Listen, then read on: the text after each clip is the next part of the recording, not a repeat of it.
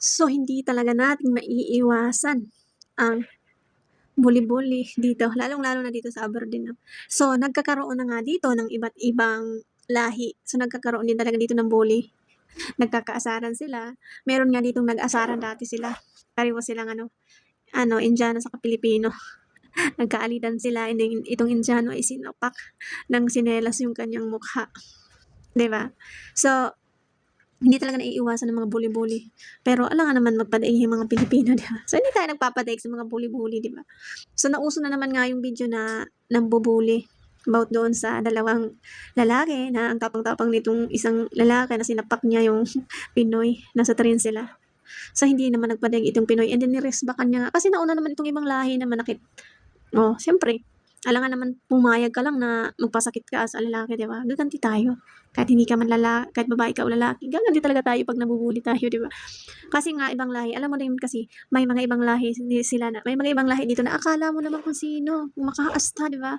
So, hindi natin talaga maiiwasan na alangan magpadaig tayo sa kanila. So, kahit nga dito kung saan ka man pumunta sa abroad, kahit saan ka pumuntong lugar, ay meron at meron talagang mga nambubully. So, nasa sa'yo lang 'yan kung magpapadaig ka sa kanila. So, alam mo dito may mga kasama din ako dito na marami na ako ditong nakasama iba't ibang lahi din. Tapos 'pag nag-uusap-usap sila na ang mga amo, mga Arabo, 'pag nag-uusap-usap sila about sa mga Pilipina, tapos parang nai-insecure yung mga ibang lahi kasi sinasabi nila, "Bakit ang mga Pilipina ang mahal ng sahod samantalang kami kokonti lang ang sahod namin?" So, in-explain ko naman sa kanila na kaso kasi sa Philippines, yung mga pumupunta ng abroad 'pag hindi ka naka-graduate kahit high school, ay hindi ka nakakapag-abroad kung wala kang alam na English. Kasi sa kanila, wala nga silang alam na kapag-abroad sila. So, tinitingnan nila yung mga Pilipina daw, bakit daw ang taas ng sahod samantalang sila kokonti lamang daw ang sahod. So, kinukumpara nila kaya nai-insecure sila sa ibang mga Pilipina kung bakit mataas daw ang sahod.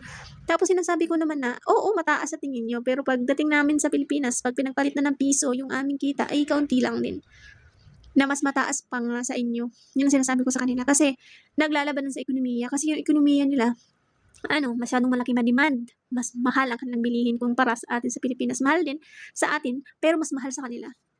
So, dito na nga pumapasok ang insecurity ng mga ibang lahi 'pag pumupunta tayo sa abroad. Kasi nga marami na akong na-encounter at nagtatanong sila, lagi na lang nagtatanong, "Ay, Pilipina, mataas ang sahod sa'min, bakit? Pare-pareho lang kami dito." Sabi ko, "No, hindi tayo magkakapareho. Kayo pupunta kayo dito ng basta na lang, kahit wala kayong alam pinapapunta kayo dito. Pero mga Pilipina kako alam 'yan mag-English, unang-una, saka alam 'yan magtrabaho kung anong ginagawa. Eh, kayo, masakit na nga yung amo sa inyo, stress pa kasi wala kayong alam." Kaya ayun nananahimik sila. So, napakarami ko ng na-encounter na ganyan. So, hindi talaga mawawala sa atin ang pambubully. Kaya saan man tayo pumunta, nandun at nandun pa rin mga bully-bully na yan. So, nasa sa atin yan kung magpapadaig tayo. Kasi lagi silang nagkukumpara at nai-insecure talaga sila sa mga lahi natin.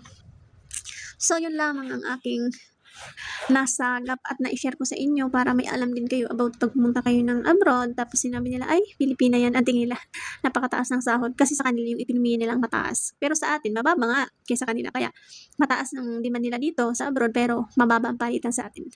Yun ang pinagkaiba ng dalawa. Kaya ganun lang, huwag tayo papatalo-talo sa bully-bully. Basta nasa tama tayo, ipaglaban natin.